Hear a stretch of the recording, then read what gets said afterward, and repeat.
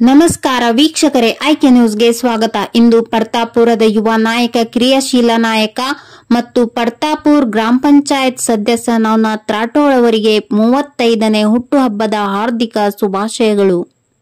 ಶುಭ ಕೋರುವವರು ಪರ್ತಾಪುರ ಗ್ರಾಮ ಪಂಚಾಯತ್ ಅಧ್ಯಕ್ಷರಾದ ರಾಜೇಶ್ ಮೇತ್ರೆ, ಪಿಡಿಒ ಚಂದ್ರಂ ಮತ್ತು ಗ್ರಾಮ ಪಂಚಾಯತ್ನ ಎಲ್ಲ ಗೌರವಾನ್ವಿತ ಸದಸ್ಯರು ಮತ್ತು ಪರ್ತಾಪುರದ ಸಮಸ್ತ ಗ್ರಾಮಸ್ಥರ ಪರವಾಗಿ ನವನಾಥ್ ರಾಠೋಡ್ ಅವರಿಗೆ 35ನೇ ಹುಟ್ಟುಹಬ್ಬದ ಹಾರ್ದಿಕ ಶುಭಾಶಯಗಳು ಕೋರಿದ್ರು.